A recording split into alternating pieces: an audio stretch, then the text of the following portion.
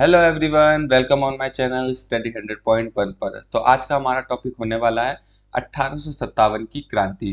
तो आधुनिक भारत के इतिहास में आज हम 1857 की क्रांति के बारे में डिस्कस करने वाले हैं, प्रथम स्वतंत्रता संग्राम।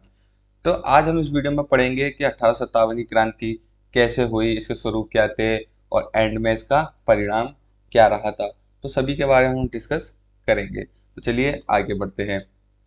तो वीडियो में आगे बढ़ने से पहले अगर आप चैनल पर नए आए हैं तो प्लीज़ चैनल को लाइक कीजिए, कमेंट कीजिए और चैनल को सब्सक्राइब करना ना भूलिए स्टडी 100.1 को। तो चलिए स्टार्ट करते हैं 1857 की क्रांति, प्रथम स्वतंत्रता संग्राम। तो 1857 की क्रांति ये कैसे हुई थी, तो इसका सबसे पहले स्वरूप हम जानेंगे, फिर क्रांति का कारण जानेंगे। कारण जानने के बाद हम इसका प्रारंभ देखेंगे, प्रारंभ कहाँ से हुआ था, और प्रारंभ होने के बाद क्रांति का विस्तार क्या क्या थे, और विस्तार होने के बाद इस विद्रोह में जो भी संबंधित विचार थे विद्रोह को आगे बढ़ाने के लिए, उनके बारे में भी डिस्कस करेंगे। और विद्रोह होने के बाद इसका परिणाम क्या था, और परिणाम के बाद इसकी असफलता को भी अच्छे से समझेंगे, क्यों ये असफल हो गया। तो वीडियो के एंड तक में बने रहिएगा, जिससे आपका कोई भी टॉपिक स्किप ना हो और आपको 1857 क्रांति अच्छे से समझ आए। तो चलिए स्टार्ट करते हैं।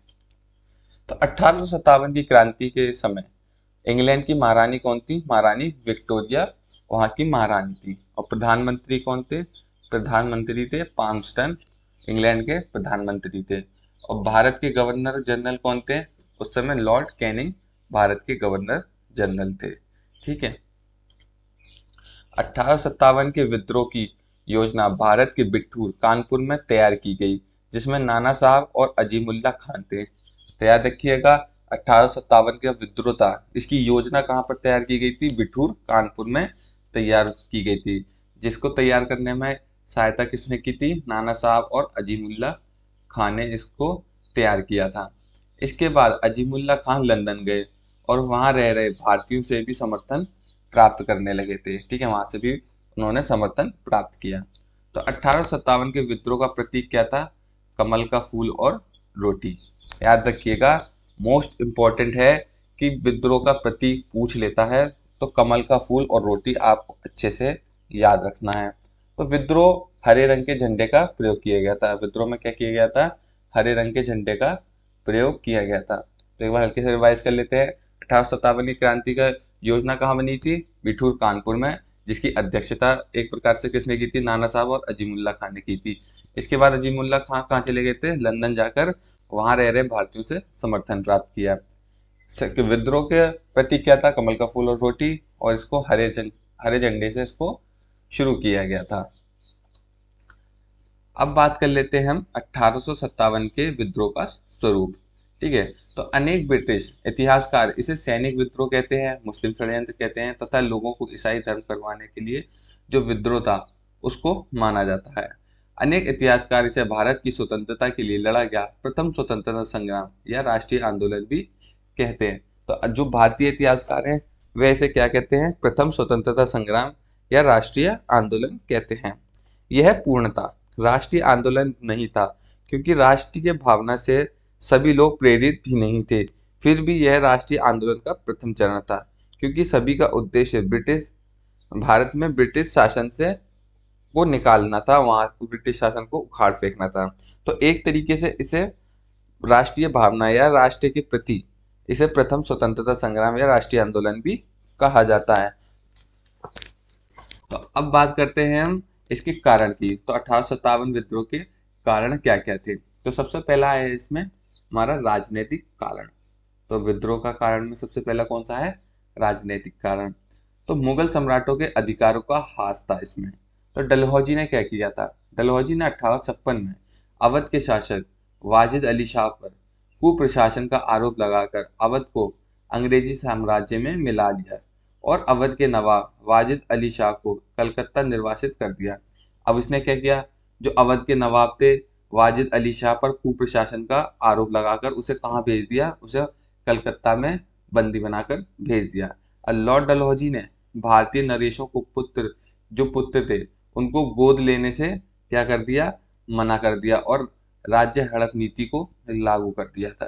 मतलब था कि जिस किसी भी नरेश का कोई भी पुत्र नहीं हुआ करता था तो वह किसी को गोद नहीं ले सकता था, और अगर किसी व्यक्ति का या किसी राजा का पुत्र नहीं हुआ करता था तो वह क्या करता था कि उसे ब्रिटिश साम्राज्य में मिला लिया करता था, उसके राज्य को ब्रिटिश साम्राज्य में मिला लिया करता था। अब इसमें डलहौजी द्वारा ब्रिटिश साम्राज्य में मिलाए गए कौन कौन से राज्य थे?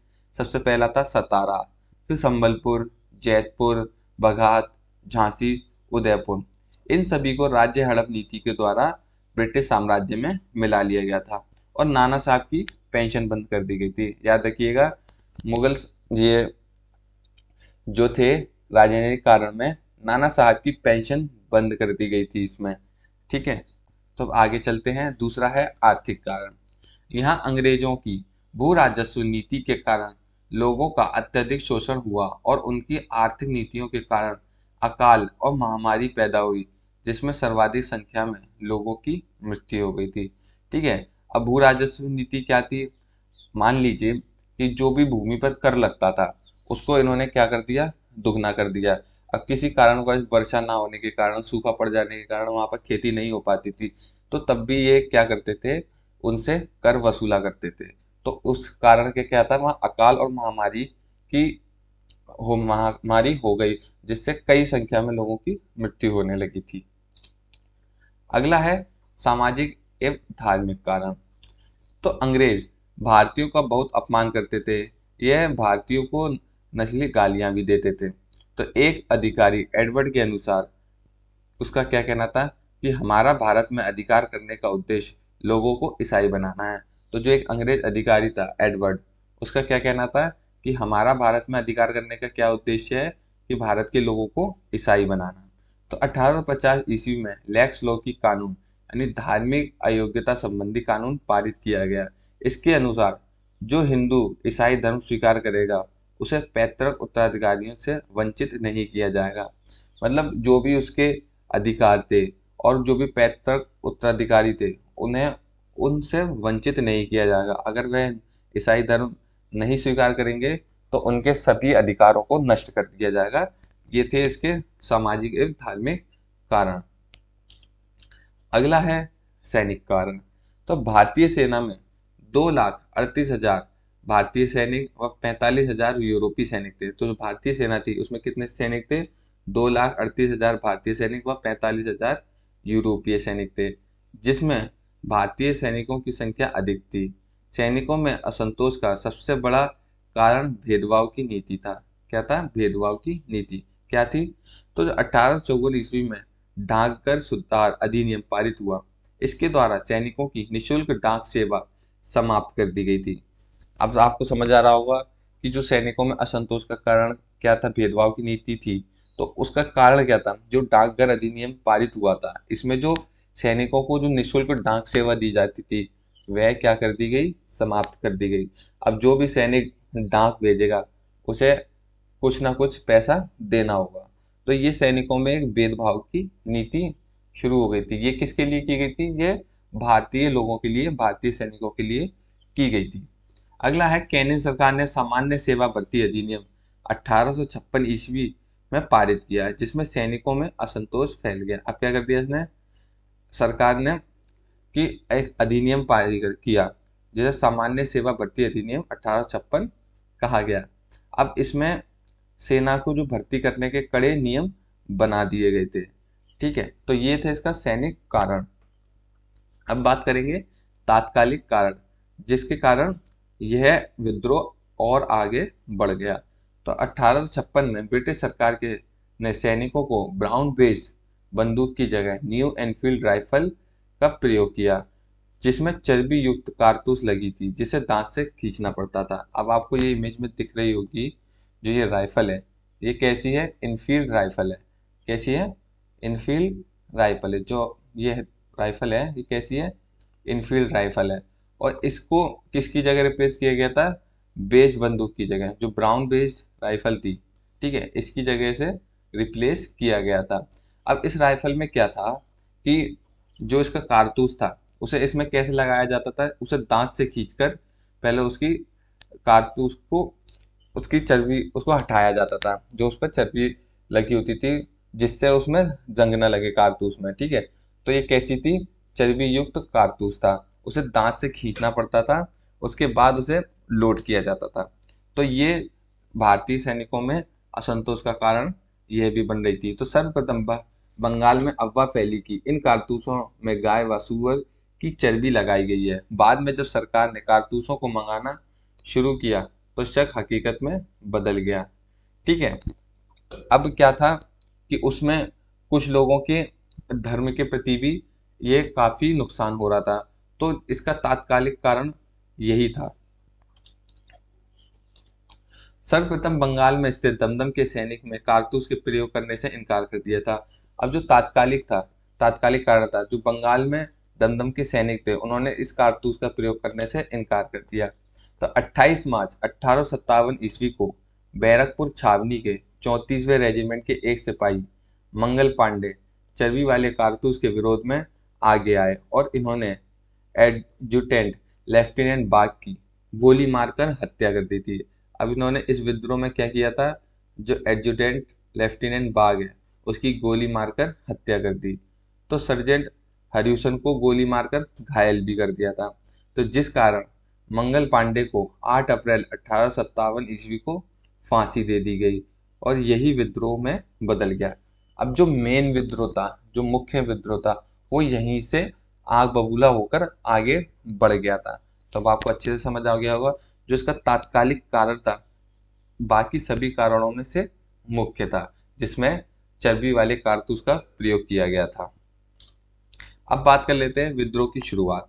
तो 24 अप्रैल 1857 ईस्वी को मेरठ छावनी के कुछ भारतीय सैनिक कारतूस लेने से इनकार कर देते हैं। परिणाम स्वरूप उन पर मुकदमा चला और 9 मई 1857 ईस्वी को 85 सैनिकों को नौकरी से बर्खास्त करके सजा सुनाई गई। अब क्या था, जिन जिन भारतीय सैनिकों ने कारतूस का प्रयोग करने से मना कर दिया था उन पर मुकदमा चलाया गया और 9 मई 1857 ईस्वी को 85 सैनिक उनको नौकरी से बर्खास्त करके उन्हें सजा सुनाई गई। फिर 10 मई 1857 ईस्वी को मेरठ स्थित सभी सैनिकों ने विद्रोह कर दिया और अपने सैनिकों को रिहा कराकर अस्त्र शस्त्र की लूटपाट की। अब क्या था कि जो जिन्हें सजा सुनाकर बंदी बना लिया था, कैद कर दिया गया था, उन्हें 10 मई 1857 ईस्वी को मेरठ में जो सैनिक थे उन्हें क्या किया गया, उन्होंने क्या किया, उन सैनिकों को रिहा कराया कैसे भी करके और अस्त्र जो भी वहाँ बंदूकें थी, राइफल थी, उन सबों की लूटपाट की। अब इसमें नोट करने वाली बात है कि मंगल पांडे को फांसी देने के बाद यह कारण विद्रोह में बदला था, जिसे 1857 का विद्रोह कहा गया। याद रखिएगा जो तात्कालिक कारण है वो यही है जिसके कारण मंगल पांडे को फांसी दी गई और फांसी देने के कारण ही यह विद्रोह आगे बढ़ा था। ठीक है, आपको अच्छे से समझ आ गया होगा विद्रोह की शुरुआत कैसे हुई, मंगल पांडे को फांसी देने के बाद। अब बात कर लेते हैं विद्रोह के विस्तार की। तो सबसे पहले ये विस्तार देखने को मिला दिल्ली में। तो मेरठ के सभी विद्रोही सैनिक दिल्ली पहुंचे। यहाँ अंग्रेजी सेना को पराजित कर दिल्ली पर अधिकार कर लिया था। तो जो भारतीय सैनिक थे वह कहाँ पहुंच गए, दिल्ली पहुंच गए और वहां अंग्रेजी सेना को समाप्त कर अपना अधिकार कर लिया। तो विद्रोहियों ने बहादुर शाह जफर को अपना सम्राट घोषित कर दिया था। किसे सम्राट घोषित किया था, बहादुर शाह जफर को अपना सम्राट घोषित किया। तो 20 सितंबर 1857 ईस्वी को हडसन के नेतृत्व में एक अंग्रेजी सेना दिल्ली पहुंची और विद्रोहियों को पराजित कर पुनः दिल्ली पर अपना अधिकार कर लिया। यानी भारतीय सैनिकों को उन्होंने क्या किया था, पराजित करके पुनः दिल्ली पर अपना अधिकार कर लिया था। तो बहादुर शाह जफर हुमायूं के मकबरे में जा छिपा, अंततः मृत्यु दंड ना देने की शर्त में आत्मसमर्पण कर दिया। अब इसने क्या किया था, पहले तो वह भागकर कहाँ छुप गया, हुमायूं के मकबरे में। फिर उसने क्या किया, सरेंडर कर दिया और किसके कारण, कि उसे मृत्यु दंड ना दिया जाए, इसलिए उसने क्या किया, आत्मसमर्पण कर दिया। फिर इसे रंगून भेज दिया गया जहां 1862 में इसकी मृत्यु हो गई। तो बहादुर शाह जफर था, इसकी मृत्यु कब हुई, 1862 में रंगून में हो गई थी। अब बात कर लेते हैं दूसरे की, जो दूसरा विस्तार क्षेत्र था वह कौन सा था, लखनऊ। तो लखनऊ में विद्रोह का नेतृत्व नवाब वाजिद अली शाह की पत्नी बेगम हजरत महल ने किया। किसने किया, वाजिद अली शाह की पत्नी बेगम हजरत महल ने किया। इसकी देखरेख में बिजरिश कादर को अवध का नवाब घोषित किया गया और मार्च 1858 में कैंपबेल के नेतृत्व में एक सेना लखनऊ पहुंची। इसने विद्रोहियों को पराजित कर लखनऊ पर अधिकार कर लिया था। तो एक सेना कहाँ पर पहुंची, किसके नेतृत्व में पहुंची थी, कैंपबेल के नेतृत्व में लखनऊ पहुंची, जिसने विद्रोहियों को पराजित कर अब लखनऊ पर अपना अधिकार कर लिया। और बेगम हजरत महल गिरफ्तारी से बचने के लिए नेपाल चली गई। तो वह कहाँ चली गई थी, नेपाल चली गई थी। तीसरा है कानपुर। तो कानपुर में विद्रोह का नेतृत्व नाना साहब, जिनका दूसरा नाम धोनूपंत था, इन्होंने किया, जिन्हें पेशवा घोषित किया गया था। क्या घोषित किया गया था, पेशवा घोषित किया गया था। तो नाना साहब की तरफ से लड़ने की जिम्मेदारी तात्या टोपे को दी गई थी, जिनका वास्तविक नाम रामचंद्र पांडुरंग था।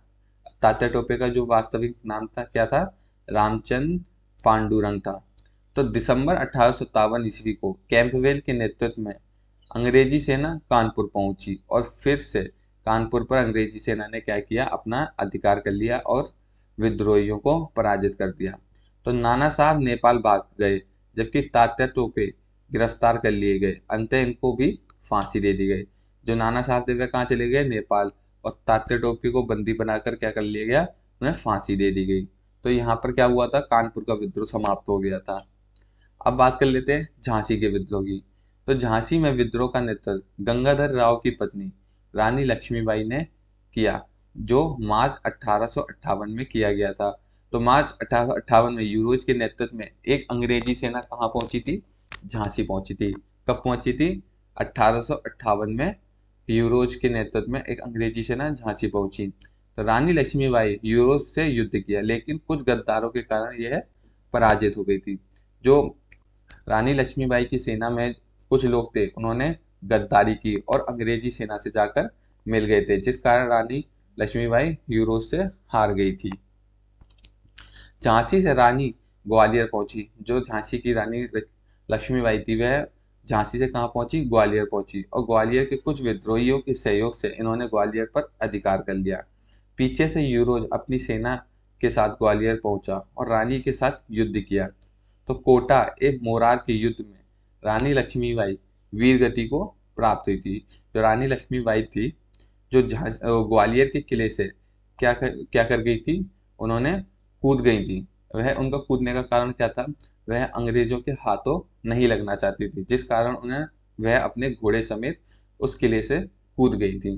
तो जिस कारण झांसी का विद्रोह भी समाप्त हुआ था। अब बात कर लेते हैं पांचवा, जो था जगदीशपुर। यहाँ के विद्रोह का नेतृत्व जमींदार 80 वर्षीय बाबू कुंवर सिंह ने किया था। जो जगदीशपुर का नेतृत्व किसने किया था, जमींदार था, वह कौन थे, 80 वर्ष के बाबू कुंवर सिंह, इन्होंने जगदीशपुर का नेतृत्व किया। छठा है इलाहाबाद। यहाँ के विद्रोह का नेतृत्व मौलवी लियाकत अली ने किया। इन्हें इलाहाबाद का सूबेदार घोषित किया गया था।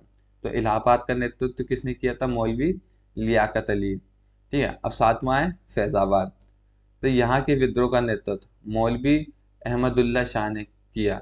जो पूरे विद्रोह में यही एक विद्रोही थे जिन्होंने अंग्रेजों के विरुद्ध जिहाद का नारा दिया और गुरिल्ला पद्धति से युद्ध किया था। तो फैजाबाद के विद्रोह में मौलवी अहमदुल्ला शाह ने क्या किया था, जिहाद का नारा दिया था और गुरिल्ला पद्धति से युद्ध भी किया था। अब बात कर लेते हैं विद्रोह से संबंधित विचारों के बारे में। तो 1857 ईस्वी के इस महान क्रांति के स्वरूप को लेकर विद्वान एक मत नहीं है, यानी अलग अलग विद्वानों का अलग अलग विचार है। इस बारे में विद्वानों ने अपने अलग अलग मत प्रतिपादित किए हैं, जो इस प्रकार हैं। अब कैसे हैं कि कई विद्वान इसे क्या कहते हैं, सिपाही विद्रोह, कुछ स्वतंत्रता संग्राम, कोई समानतावादी प्रतिक्रिया, जन क्रांति, राष्ट्रीय विद्रोह, मुस्लिम षड्यंत्र, ईसाई धर्म के विरुद्ध एक धर्म युद्ध और सभ्यता की बर्बरता का संघर्ष आदि अलग अलग विद्वान या अलग अलग इतिहासकार इसे नाम देते हैं। अब कुछ लोगों का कारण क्या है, क्या कहते हैं कि इसे सिपाही विद्रोह कहते हैं। अब सिपाही विद्रोह क्यों कहते हैं, क्योंकि इसमें चर्बी वाले कारतूस का प्रयोग किया गया था, जिस कारण मंगल पांडे को फांसी दे दी गई, जिस कारण सिपाहियों में आक्रोश उत्पन्न हो गया। स्वतंत्रता संग्राम भी कहा जाता है क्योंकि इसे देश के प्रति पहली लड़ाई अंग्रेजों के खिलाफ कही जाती है। अब सामंतवादी प्रक्रिया कहते हैं। अब सामंतवादी प्रक्रिया, जो भी जमींदार वगैरह थे उनसे उनकी जमीनों को हड़प लिया जाता था, ठीक है, जन प्रतिक्रिया, जन क्रांति भी इसे कहा जाता है, राष्ट्रीय विद्रोह भी कहा जाता है, मुस्लिम षड्यंत्र यानी मुस्लिमों पर भी इन्होंने कई अत्याचार किए थे, इसलिए इसलिए मुस्लिम षड्यंत्र किया जाता है, क्योंकि मुस्लिम समुदाय से भी काफी लोगों ने इसका विद्रोह किया था। ईसाई धर्म के विरुद्ध अब क्या अंग्रेज क्या करते थे, चाहे वह भारत में कोई भी धर्म हो उसे क्या करना चाहते थे, वह ईसाई धर्म अपनाना चाहते थे, उन्हें ईसाई धर्म थोपना चाहते थे। तो इसे विद्वान कई तरीके से सामने लाते हैं। ठीक है, तो इसे मेनली क्या कहा जाता है, 1857 का विद्रोह कहा जाता है। अब आपको अच्छे से क्लियर हो गया होगा। अब बात कर लेते हैं इसके परिणाम के बारे में। तो 1857 के विद्रोह के बाद 2 अगस्त 1858 को ब्रिटिश संसद ने एक अधिनियम पारित किया जिसमें भारत में कंपनी शासन का अंत कर दिया गया तथा भारत का शासन ब्रिटिश क्राउन के अधीन कर लिया गया। यानी जिसमें ईस्ट इंडिया कंपनी जो शासन कर रही थी, अब उसके शासन को समाप्त कर दिया गया और इसमें ब्रिटिश सरकार डायरेक्ट इन्वॉल्व होने लगी। तो भारत के गवर्नर जनरल को अब वायसराय कहा जाने लगा। जो 1857 के विद्रोह के बाद जो गवर्नर जनरल था भारत का, उसे क्या कहा जाने लगा, भारत का वायसराय कहा जाने लगा। तो बोर्ड ऑफ डायरेक्टर और बोर्ड ऑफ कंट्रोल खत्म करके भारत में सचिव के साथ 15 सदस्यीय भारतीय परिषद की स्थापना की गई। तो 1857 के विद्रोह के बाद ब्रिटिश सरकार द्वारा सेना के पुनर्गठन के लिए स्थापित पील आयोग की रिपोर्ट पर सेना में भारतीय सैनिकों की तुलना में यूरोपियों का अनुपात बढ़ा दिया गया। जैसे 1857 के विद्रोह से पहले सेना में क्या था, भारतीय लोगों की अधिकता ज्यादा थी और यूरोपीय लोगों की अधिकता कम थी। अब इसमें पील आयोग की रिपोर्ट के अनुसार क्या कर दिया गया कि इसमें यूरोपीय सैनिकों की संख्या बढ़ा दी गई और भारतीय सैनिकों की संख्या कम कर दी गई। तो भारतीय रजवाड़ों के प्रति विजय और विलय की नीति का परित्याग कर सरकार ने राजाओं को गोद लेने की अनुमति प्रदान कर दी। जो डलहौजी ने क्या किया था, गोद लेने की नीति को समाप्त कर दिया गया था, तो इसमें क्या किया था, उसे दोबारा से शुरू कर दिया गया था। तो ये था इसका परिणाम। अब बात कर लेते हैं विद्रोह की असफलता के कारण। तो अब इसके असफलता के कारण क्या थे कि विद्रोह का एक सीमित स्वरूप क्या था, इसका एक सीमित स्वरूप था, कोई भी बड़ा स्वरूप नहीं था। देशी नरेशों एवं सरदारों की गद्दारी। अब जिसमें देशी नरेश थे या कुछ लोग थे, वह क्या कर गए थे, गद्दारी कर गए थे, जो इसके असफलता का कारण रहा। कुशल नेतृत्व का अभाव। अब क्या था, इसमें विद्रोह तो शुरू हो जाता था लेकिन नेतृत्व करने वाला कोई कुशल व्यक्ति नहीं होता था, जिस कारण यह असफल होता चला गया। अब निश्चित उद्देश्यों का अभाव। अब विद्रोह तो शुरू हो जाता था लेकिन कोई उद्देश्य नहीं था कि यह कहाँ तक जाना है, जिस कारण यह असफल हो गया।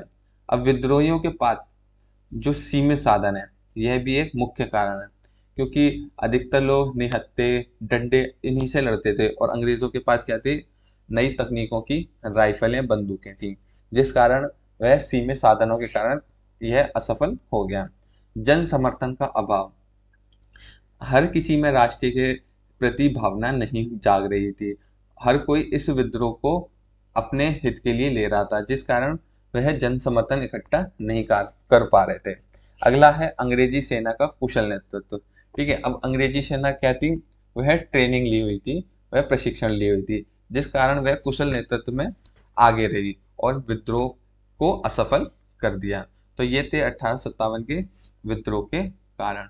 ठीक है, तो उम्मीद है आपको अच्छे से समझ आ गया होगा। तो आपको वीडियो अच्छी लगी हो तो प्लीज़ लाइक कीजिए, कमेंट कीजिए और चैनल को सब्सक्राइब करना ना भूलिएगा। धन्यवाद।